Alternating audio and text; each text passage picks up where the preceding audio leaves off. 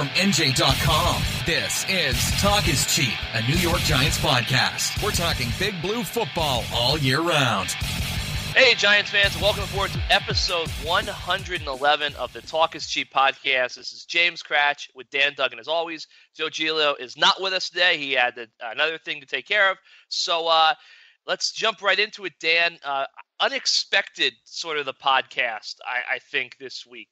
I didn't think coming in that we'd be discussing another Giants victory, especially an overtime victory over a Kansas City Chiefs team that, a couple weeks ago we all thought might have a chance to go to the Super Bowl. I don't think that much anymore now, but hey, 12-9 win, Aldrich Rosas, late field goal at the end of overtime. Impressive win for the Giants, I think, but it's a conflicting win. So I guess, Dan, what were your big takeaways from this Giants' big win, the happiest 2-8 locker room in NFL history? Well, I predicted a 42-10 Chiefs win, so I almost nailed the Giants score, so I can have credit for that. But no, I was stunned. It's very similar to that Broncos game a few weeks ago when everything suggested they were about to get blown out. And, of course, they somehow dug deep and really – they played great on defense. I mean, the offense – listen, I'm not going to really discredit the offense that much. They don't have any weapons. I mean, when you have, Sterling Shepard going down with the migraines the day before the game, you're really left with very little to utilize on offense. And clearly McAdoo, realized that and went pretty deep into the bag of tricks, and then that didn't work out so well in that Shane Vereen halfback pass. But I almost feel like the offense is very difficult to grade right now. Maybe you can give the offensive line some credit. They've really been a kind of a quiet positive in the last 5 or 6 weeks or so, and Chad Wheeler stepped in, and that was a daunting assignment to go against Justin Houston, and he stepped up. But I think the story of the game is definitely the defense, and it's definitely kind of there's two sides to that coin. While it's great to see them play like that, especially against a good offense, it only makes you say, what the hell happened when you gave up 31 points to the 49ers and 51 to the Rams? I mean, clearly this unit has a lot of talented players. I know it's been a little beat up, but it's been nothing like the offense. They can't really use that injury excuse that a few guys have floated out there. I mean, for the most part, their big guys have played, and when they haven't played, it's because they've probably been suspended or they've been loafing out there. So, again, I think that it's kind of it can go cut both ways. It was great to see the effort yesterday. It only makes the lack of effort in the previous games kind of stand out more. But, hey, we're going to keep it positive off of yesterday's game because, again, that was it was an inspiring effort. The defense, was awesome. Guys like Landon Collins, he looked like the defensive player of the year. Landon Collins from 2016. Janoris Jenkins certainly answered the bell, after justifiably getting crushed all week for the way he mailed it in against the 49ers. And even guys like Olivier Vernon was playing through a shoulder injury. Snacks had a pick, and he was clearly hobbled. Some positive vibes, some much needed positive vibes, for this team because things had really been trending in a negative direction. Yeah, I mean, I think my score prediction, I forget what it was off the top of my head, but it was less than yours. But I wrote the Giants had no chance to win the game on Sundays. So I think all of us are kind of eating a lot of crow. One thing I will say about the offense, I know they only scored 12 points, 9 points in regulation. They could have scored, I think, maybe 20-ish, which is pretty good for this Giants team at this point because I thought the halfback pass to Shane Vereen was a little questionable. Maybe if they just kind of keep, running a normal offense, they get in the end zone. And then Evan Ingram, offensive pass interference, which seemed like a really kind of shaky call at the time. If they get down there deep, it might score there. So I thought the offense, the 9 points in regulation, the 12 overall, a little bit deceiving. Still, this is not a great Giants offense, and I was counting the stats up last night after the game. I don't think it's going to happen, but there's still a chance that they could finish with the fewest points scored of any Giants team in a 16-game regular season. I think they've got 75 to go to tie, 76 to surpass, 6 games left. I mean, that kind of averages out to about 12, 13 points a game. That's what they've had recently. So it could be tight there, but I agree with you. I think you really can't fault them too much. They're lacking weapons. But the defense, I mean, where were these guys for the first 10 weeks?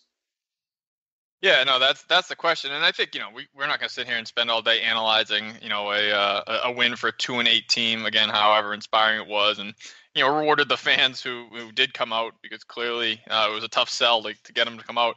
I think the question is where do they go from here? I mean, obviously, again, they're probably going to still say, hey, 8-8, we can get in the playoffs, so we're not going to go down that road, but there is this feeling that.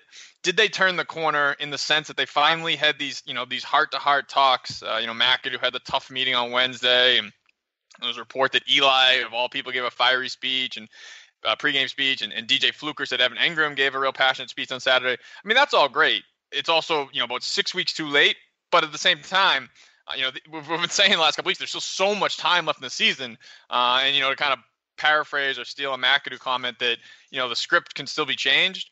Again, the season is not going to turn into a success, but if they scrap together and win some of these NFC East games, we've kind of been dreading as far as these could get really ugly at home. It will say something. It'll certainly say a lot for McAdoo that if he's still able to get through to his team when all indications were that he had lost it. So I mean that's the question. It's not so much like this Chiefs win is going to propel them onto greater things, but was it a sign that maybe enough is enough and they are going to turn it on and finish respectably as we go down the stretch here? Yeah, but I mean, I wrote this morning on NJ.com. It seemed like they decided enough was enough when they beat the Broncos, and then they lost the game to the Seahawks. That was a competitive game. The Seahawks kind of just were too much at the end, but then they come off the bye with the Rams game, the 49ers game. So I think this short week when they're going down to Washington on Thanksgiving night, it's going to be a major test for them. Just because I think, look, everyone they had their come to Jesus moments. Everybody met, everybody said all the things that they claimed they needed to say. I don't know why it took them so long. I feel like you could have had this discussion after the Rams game. You could have had this discussion at the bye week. You could have had this discussion when you were 0-3 or 0-4 or 0-5. And it just seems like, I don't know how you feel, but it seems like Ben McAdoo, it's almost like the last couple of weeks he's been starting to act like more of a head coach on the fly. His press conferences, I think he still says things, like got to look at the tape and, heavy-handed. But I've noticed, I think he's kind of dialed down the kind of coach speak because I think he realizes that the people just don't want to hear that from a guy who has a 2-8 football team. And as you said, people think the team has quit on him. And I think that maybe the kind of the interpersonal relationships are improving a little bit. And, Jonathan Casillas, calls the defensive players only meeting after they have the brutally honest film watching meeting. And look, I don't know if maybe he got through to them. Maybe this is just a one-off like the Broncos game was. But I think that you're right. I don't know where this team really goes forward, but they've started something that they can maybe build on. I don't know if they're going to win a lot of games, but they can at least represent themselves well down the stretch. Yeah, and it goes back to, kind of the point of Hammer is just like, you got to have some personal pride. This whole notion of guys quitting on McAdoo, again, it's not week 16, 17 where you can say, hey, listen, we're going golfing, we're going to mail in week 17. There's so much season left that if you're a professional athlete, you're getting paid, exorbitant amount of money to perform. You have to perform. And again, they have talented guys on this team, especially on the defense now with, all the injuries in offense. So there was no excuse to just mail it in. So, I mean, it certainly was a little bit encouraging. I thought Casillas, who was, honest to a fault, put it pretty well when someone asked, I think, if they were playing to save McAdoo's job. And he basically, and I don't, you could take this a few different ways. I don't think he meant it as kind of a slight to McAdoo, but he said, listen, my motivation isn't to save McAdoo's job. My motivation is to save my job. Like, I'm going to be a free agent. I'm, 30, 31 years old, whatever he is. I want to have a job next year. So, yeah, if me playing well and us playing well helps McAdoo, that's fine. But it has to be self-motivated.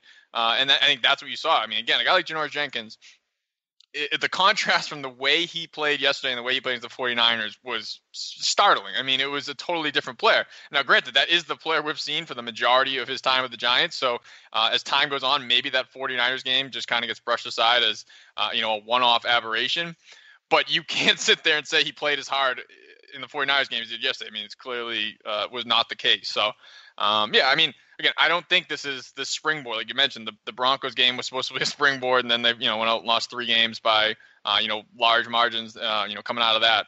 So I think the biggest question is, where does this team finish up? Because I think, everyone has basically assumed the axe is coming from McAdoo, and the question really becomes, how many wins does save his job, or how much does the team need to show that saves his job? Because again, they're 2-8 right now. if they get to 6-10, I kind of feel like in some ways that might be the worst thing for this franchise, because that might be what this ownership sees that says, okay, hey, they showed some fight, yeah, we can run this back. And I think a lot of us look at it, the faults in this organization right now aren't going to be fixed, I don't think, with the current leadership in place. But I go back to a comment before I was on the beat where I think it was John Mara said he was ready to fire Tom Coughlin, late in the 2014 season. He turned things around late.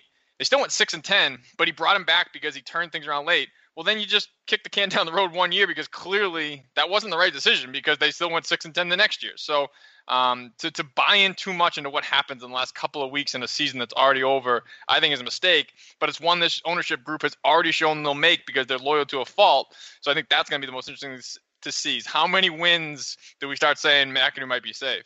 Well, what I find interesting too is, like, I've always felt, and fans ask us all the time, like, how many wins does they need to save his job or this? Like, I hate using wins as kind of a metric because I think it's just very hollow. I mean, Dan, you're from Boston. I always say this to people.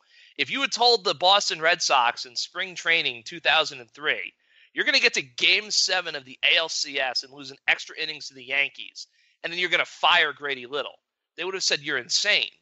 But obviously, the way this, I know this is kind of an extreme example, the way the situation played out, that's the move they had to make. So I don't feel comfortable saying here and saying, you know what, if the Giants finish 4-12, McAdoo is guaranteed a job, because I don't think that's necessarily the case. I think there's a chance that McAdoo could go 3-13, but if they play all three of those NFC East games at home tight, and they beat the Redskins at home and to start the season, and they beat them on Thursday, I mean, maybe they say, okay, we're going to give them another best 2 out of 3. Because I do agree with you. I think they're looking for a path to keep Ben McAdoo and keep Jerry Reese.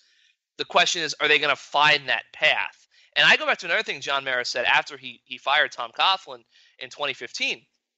2016, I guess. He basically said, as an organization, we've lost a little bit of credibility. Now, if you go 2-14 or 3-13 and you're not competitive, and they bring everybody back, I don't know how John Mara is going to stand up there and sell it, and this team is going to have any credibility. Now, look, maybe they'll just keep everyone and not have an end-of-year press conference, because that's what he did last year. But I don't think he can do it at this point. I think the fact that he's already spoken a couple times indicates he's not going to do it that way. But I agree with you. I think 6-10 is the worst thing that can happen. And while my thing with this is that I can understand you saying wins and losses and on-field product impacting the coach. But Jerry Reese, he has nothing to do with the Giants winning a bunch of meaningless games down the stretch. So in my opinion, if you want to say, okay, well, if McAdoo, he gets if he goes, so what? He's 1-0 now in the final 7. Let's say he goes 4-3 and they finish 5-11. I can understand the Giants saying, you know what, that's proved to us that we should keep him for a third year. I might not necessarily agree with it when it's all said and done, but I can understand the logic. But Jerry Reese, the guy's playing hard down the stretch has nothing to do with him. I feel like Jerry Reese, you've got to make the decision independent of how many wins and losses they have. And that's going to be the biggest decision I think the Giants make. Because I think if the Giants were to move on from Reese but keep McAdoo, they probably can sell it to the fan base, even if they don't win a lot of games. But if they were to move on from McAdoo and keep Reese again, I don't think that's going to go over well. See, I'm going to say, the more I think about this and as time kind of goes on, I keep having this nagging feeling that Reese is going to survive no matter what. I mean, he's certainly shown to, be like a cat that he has 9 lives. He survived Coughlin getting pushed out the door. And the way I just look at it, and if I'm Jerry Reese or Jerry Reese's agent or whoever's going to have these conversations at the end of the season, and I'm sure maybe they've already started because again he's in the front office, so he's dealing with the ownership probably more on a day-to-day basis than McAdoo. Anyways, McAdoo's probably a little bit separate. But for Reese, I can point to certain things and say, listen, this was a Super Bowl caliber team before the season. John, you agreed with that. The media agreed with that. I mean, the players, the coaches, everyone agreed with that. So when the thing goes off the rails, if I'm Jerry, I can say, well, listen, I put a Super Bowl caliber roster on the field opening day of training camp. Again, everything that goes haywire from there, I think he could very easily say, well, that's not my job. Like you just said, he has nothing to do with wins and losses. Once the roster is assembled, now granted, we all agree there was holes in the offensive line. He can even point to the fact that the offensive line has made improvements. And Eric Flowers might be, which is kind of the biggest irony, he was the guy who was probably going to lose Jerry his job. He could turn out to be the guy who saved Jerry's job. If Eric Flowers continues to play, the way he's played. Now, I know people can say he hasn't been that good, this run blocking hasn't been that great, or, PFF's pressure stats are skewed, whatever. He's not what he was for pretty much all of last season and the first few games this season. He has definitely made strides. He's been serviceable. Eli isn't running for his life every play. Granted, again, they have made another adjustment as far as Eli getting the ball out. But I kind of digress. All I'm saying is, if he can point to Eric Flowers improving, he can point to I had a very good roster in place. Everyone agreed that. And then the thing goes off the rails. That's Ben McAdoo's fault. Now, I don't know how deep that divide is, but I mean, listen, if you're next on the line, it's a lot easier to kind of point the finger at the next guy. And the other thing I'll say, a lot of the players who have kind of emerged here have all been on the roster all along. So I think that's another thing Jerry can say. Listen, Orleans Darkwa, hey, he was on the roster. I didn't make McAdoo stick with Paul Perkins and make him the starter in May. DJ Fluker, I went out and signed him. I didn't force him to start, John Jerry at right guard. Chad Wheeler, I didn't force him to stick with Bobby Hart, who was terrible. I brought this undrafted free agent in. Clearly the kid has some talent. On and on. I feel like he can make those points. Now, again, I'm kind of playing devil's advocate. I would have no problem with them moving on from Jerry Reese because of some of his, misses in the draft that have really kind of gutted the depth of this team. But I think there's a much stronger case to keep Jerry Reese for a lot of the reasons I just said. And then, again, he can also point to Evan Engram, borderline Pro Bowler. Dalvin Tomlinson stepped right in, been a stud. Wayne Gallman looks like a productive player. Avery Moss looks like a productive player. So again, I don't want to sound like I'm making the case that they should keep Jerry, but if Jerry makes this case, it is a little tougher to argue. Whereas McAdoo, if they finish 4-12, it's like, listen, you were handed a Super Bowl contending team and went belly up and the players rebelled. That's kind of all falls on McAdoo in my opinion. So I think that's going to be fascinating to see how that plays out. And of course, you can't ignore the fact that Jerry Reese has 2 Super Bowl trophies. Now you can say, oh, it was Ernie Accorsi's roster. It was a long time ago. I agree with all of that, potentially. Doesn't matter. It's still on his resume. Ben McAdoo doesn't have anywhere near the type of resume, hasn't built up near the type of goodwill, with this ownership group. Yeah, so I have a theory about what you do if you're an owner or an athletic director when you have a coach and a general manager. I've always looked at it this way. If I'm John Mara, I wake up every morning and I say to myself, can I envision, in my head, close my eyes and envision standing on the podium after the Super Bowl with McAdoo on one side, with Reese on the other, and Roger Goodell handing me the Lombardi Trophy, and we just won our 5th Super Bowl. And I think that when an owner or an AD, if you get to college, when they get to that point where they can't envision winning it all, because that's the goal of high-level athletics. And when they get to that point where they can't envision doing it with their coach or with their GM, I think it's time to move on, because that's the only goal that you guys are really working for. And the thing with Jerry is, I would assume that John Mara, even when he has his doubts and things are going poorly, he's been there twice with Jerry Reese. Mm-hmm. So, of course, he can envision that. I think the question for him is, can he envision Ben McAdoo winning a Super Bowl with the Giants? And, maybe he still can, but I think that is probably where the doubt is going to set in. And I think that when you get to that point, so I think you're right. I think the worst thing the Giants could do is sort of win a couple games down the stretch and then say, we still kind of have our qualms and our hesitation about how this is going to work long term, but he won a couple games, so let's give him a third year. I mean, that's not going to work because, I understand Coughlin was a very different situation. You could run it back next year and be in an even worse spot, because if you run it back next year and you don't succeed, well, now Eli's a year older.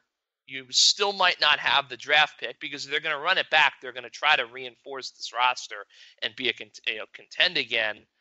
You could kind of be stuck in that no man's land, and then you might have to clean house. And you could have cleaned house a year earlier. And you don't know what's going to be there. So it's a really interesting situation the Giants are in, and I've been kind of surprised that look, you and I, we've kind of told the hard truths about the Giants all year. The fan base, there's not a lot of optimism on Monday morning about this win. I was stunned. I mean, I thought, look, the Chiefs are a good football team. They're probably going to win the AFC West. Maybe they'll get their act together and look like a contender again down the stretch. But I thought Giants fans would be kind of excited about this game. And for the most part, it seems like people are just saying, we just slipped in the draft order and our offense stinks. And the defense, where have you guys been for 10 weeks? Thanks for showing up. I've been kind of surprised about how kind of down Giants fans seem to be on this win. And it seems to me that they are really ready for major changes, and they're really ready to kind of have a top draft pick and maybe go get a quarterback after all the excitement, with the UCLA-USC game the night before. And it's almost like this is just kind of a roadblock for that process. Yeah, and it's kind of funny the draft order stuff, because granted we've been monitoring it, because when you're 1-8, it's staring right in the face.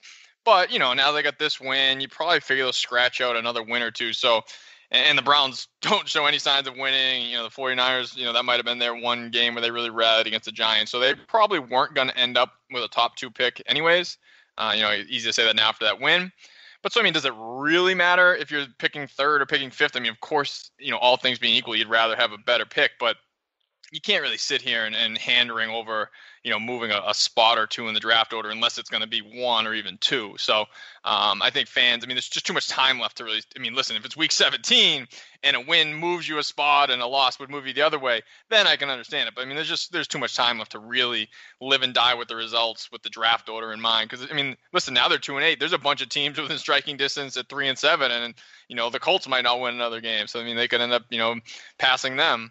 And you touched on that game on Saturday night. I will say this: there's nothing that's jumped out in that game that said, "Listen, if you get one of those 2 quarterbacks, you have the next." Well, Andrew Luck's kind of an interesting guy because he looked like he was going to be that guy, and now who knows where his career is headed. But you know what I mean? The next Aaron Rodgers, the next whoever, a guy who's going to be a franchise quarterback for 15 years. They both looked good. There definitely was a lot of positive. I think Rosen has a ton of arm talent, like just superior ability as a passer. And I think he'll probably, be a very good pro. But, there's still question marks about his makeup, and he had a few bad decisions in that game. And then Darnold, I think the bigger concern is really that people think he's going to go back to school, and he looks like a guy who could use it. I think, again, he'll be a good pro someday. But I think he probably could use another year's seasoning. He's still a little rough around the edges. So, if the Giants end up with the 3rd pick, they're not going to probably get either one of those guys if they even both come out. So I just don't think, it's worth worrying too much about that. And again, I think that this team, obviously, if you have a top pick, it's hard to pass on a quarterback when you have a soon to be 37-year-old quarterback. You're gonna need to find their replacement at some point. But I just don't feel like they're in such dire straits that they need to force that pick, because again, you only get those so many times. So if it's not gonna be a franchise quarterback, then go get the best player available. Let's overuse, whether it's an offensive lineman or a pass rushing linebacker, which this team hasn't had in forever. Something like that. I think could help this team just as much, because like you said, they're not going to tear it down. Pretty much no matter what, Eli's going to be the starter in 2018. They're going to have talent on both sides of the ball. Guys like Odell coming back. So and then Davis Webb's waiting in the wings. We still have no idea what they have in him, but I don't think they need to force a quarterback. And again, after watching that game on Saturday, there was nothing that was just so obvious that that Rosen or Darnold would instantly, transform a franchise's fortunes. I'm sure they're both going to have growing pains whenever they do get to the NFL. So my overall point is I don't think the hand-wringing about the draft order is really that warranted, this early in the season. No, I think Rosen was obviously the better quarterback on Saturday. I think Darnold has the ability to be really good. I just think he's a guy who needs another year. So, and if Rosen might stay in school too, I think that obviously UCLA fired Jim Mora after the game. And, one of the things that I've kind of heard is that the UCLA doesn't necessarily run the best offense to kind of fit Rosen's skill set. So I think it'll be intriguing to see if they get a new coach in there. Obviously, a guy who didn't recruit Rosen with a kind of more of a pro offense. Maybe he'll stay. Besides those 2 guys, Lamar Jackson has some talent, but that would be a risk. And I think the kid from Wyoming, Josh Allen, you're kind of rolling the dice. You mentioned offensive line. Obviously Chad Wheeler played really well in his debut against the Chiefs. Eric Flowers has played well. DJ Fluker, Brett Jones. It seems like the Giants' offensive line situation has become incredibly fascinating out of nowhere, because they're starting to become more productive on the field. And now you've got a bunch of guys in the mix. Some guys are going to be free agents. Some guys are young, and you're going to have to make a decision about where you're going with them. I just think that that's a really fascinating situation, and especially with Wheeler, because I think at this point he's got to stay at right tackle for the rest of the year unless he completely bombs going forward, because you want to see what this kid can do. I mean, he could be your right tackle next year. He could be your left tackle next year. And I just wonder what that means for Justin Pugh when he's back from injury. And, what does that kind of mean going forward for the Giants? Yeah, that's an interesting point. I really hadn't thought of, because I think we all expect that Pugh won't be ready for Thursday's game. It'd be a quick turnaround, and the back injury is something that seems like it's going to be, a multi-week problem for Pugh. So if nothing else, Wheeler should get another start. So, you don't want to overreact to, one start. And, I haven't gone back and watched the all 22 film. I know, Pro Football Focus said that Houston, had some pressures. Again, nothing stood out to me. And when you're watching the game, I'm not going to sit here and lie and say I'm in the press box studying the right tackle replay. Obviously, you're watching the ball, and you just kind of notice if a guy's getting beat on. That's when they stand out. You have to go back and watch the film to really see, if a guy played as well as it appeared live. But nonetheless, he clearly was a lot better than Bobby Hart, and he's a guy who, don't just look at this one game. If you go back to his college career and the pre-draft process, he was a guy who was considered a mid-round prospect. Now, granted, he had some off-the-field stuff that kind of, dropped him, and the Giants were lucky to get him as an undrafted free agent. But seems like all that's kind of behind him. He hasn't been any sort of problem since he's been here. So there's more than just one game to go on. He's a talented, athlete. He moves, really well for an offensive lineman. Like you said, he might, you could probably flip him to Flowers. It seems like that would probably be ideal for next season if Wheeler continues to develop and Flowers plays like he's been lately. That might be a tremendous solution, but that's getting a little far down the road. But I think that's an interesting point. Why not just stick with him? Because say Pugh comes back in 2 or 3 weeks, just put him back at left guard. What are you gonna I have no issue with that. Yeah, sit John Jerry for a couple of games, no big deal. John Jerry's signed for next year. If you want him, he's here, and if you have to cut ties with John Jerry, it's not big money, and I don't think anyone's going to be sad to see him leave. So I think that's a great point. That's the way I would go now. Again, I hadn't really thought that far through, and you have to basically survive the first game before you even considered it. But yeah, just stick with Wheeler. Again, that's one of the silver linings, if you want to call it that, of a lost season, is you get to give young guys more of a shot. Because again, when you just try and hold on with a bunch of veterans that aren't, maybe not going to be part of the future. No, you got to, take a look at a young guy and let him develop. That's, again, that's one of the few minor advantages, if you want to call it that, of a season like this. So yeah, I think that, Wheeler definitely showed some potential. And the guy I keep going back to is Brett Jones. I keep hearing from people that Weston Richburg is so much better than him. I have to see how or why. Just the guy's been in the lineup now for a while. It's not, you always have to be careful, again, of small sample sizes. Every time Brett Jones plays, it seems like the offensive line doesn't miss a beat. If not, it gets better. So, again, I'm not even really demeaning Weston Richburg. I think he's a fine player. But, projecting what the salary range will be for those two guys, I don't see how you could justify spending more money on Weston Richburg when Brett Jones will probably be a bargain bin guy, and he's played just as well, again, if not better. So it's really interesting. This offensive line is coming together, and it's 3 guys who weren't even in the lineup to start the season when you talk about Jones, Fluker, and Wheeler. And then even Jerry has moved from right guard to left guard. So it's basically 4 different guys in different spots than when you started the season. And all we heard about all offseason was continuity. Well, it's funny. Maybe just playing better players is what leads to better results. Yeah, no, it's definitely something where you got to kind of sit and wonder. Not so much Jones, but Fluker. What took it so long for him to get in the lineup? And but he's here now, and look, the Giants are going to try to make something out of it. Not going to make much out of it. You don't really come back from 2-8, and if they were in the AFC, I guess maybe they would have some ridiculous, insane hope. But the NFC is so strong that I don't see how an 8-8 team is going to win a wild card. Now the Eagles are 9-1. That's all that's on the table for the Giants in theory. I guess we'll just wrap it up real quick. Washington, Thanksgiving. This game, when it was announced, I thought it would have a lot of juice. Now, not so much. Yeah, it's really incredible. I'm sure NBC's a little disappointed too because, you put this one on the schedule. It's the first matchup between these two teams. You figure that, they'd both be, right in the thick of the NFC East race. The Redskins have been disappointing, obviously not to the level of the Giants, but certainly I don't think people expect them to be, sitting at 4-6, had that, brutal loss yesterday to the Saints. And you don't have the Odell, Josh Norman stuff. It's it's just missing a lot of the sizzle that you were hoping. So basically now we're just missing Thanksgiving for a meaningless game between two teams going nowhere. So it's a little tougher to swallow. But I think, again, for the Giants, short week might be a good thing. So they kind of can just try and ride whatever little momentum they built. They don't have to go through a whole week of talking about this game. But I wouldn't be surprised if they go out and lose, because again, the defense has to play like that to give this team a chance to win. I mean, I think that's obvious. I mean, this offense is just so limited. So, I mean, I don't think this is sustainable to win games 12-9 going forward. I mean, hey, if it is, then hats off to the defense. But I keep going back. I just don't see some sort of magical run to have somewhat meaningful games in December. I just don't see it. I mean, again, the offense is so limited.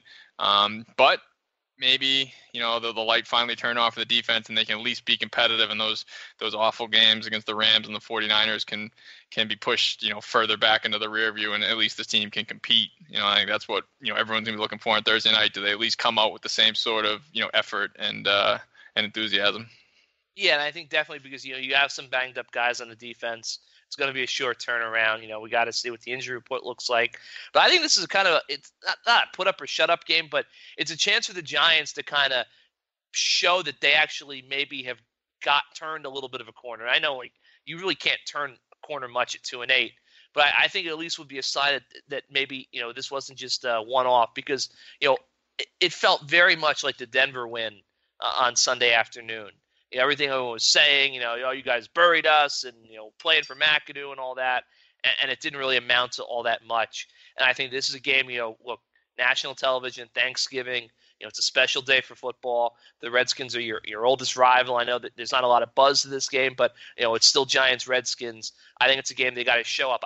They don't necessarily have to win it to prove that they're kind of maybe steadied their ship a little bit, but they've got to at least go down there and give an effort. Yeah, exactly. I mean, that's where we're at in the season, which is kind of sad. We're talking about, a team that, again, has Super Bowl aspirations, and we're gauging their effort. And again, that should never be a consideration for an NFL team in the first place, if you ask me. But that's where we are. So I guess we'll enjoy our Thanksgiving feast in the press box at Washington. Usually one of the worst press meals on the schedule, so we have that to look forward to. Yep, nice train ride down on Thanksgiving morning. Be at the FedEx Field, which is actually back-to-back games. We're going to go to probably the two worst stadiums in the NFL, FedEx Field and then Oakland Coliseum. So that should be fun. Nice little add to that. But we'll be back. All right, I guess we'll wrap it up here. Kind of a short week, so we'll go with a relatively short podcast. Any parting words, Dan, before we sign it off? Nope. Good job stepping in, steering the ship in Joe's absence. I'm, of course, nowhere near as good as Joe, but glad to step up for a day. Joe should be back next time. I'm not sure when we're going to tape the next podcast. My guess is we'll probably have something maybe Monday-ish. We'll probably not tape right after the Thanksgiving holiday. But that's it for me, James Cratch, and for Dan Duggan. This was episode 111 of the Talk is Cheap podcast. You can find us on iTunes, Stitcher, all those other things. Wherever you can find a podcast, we're pretty much there. And we'll see you next time.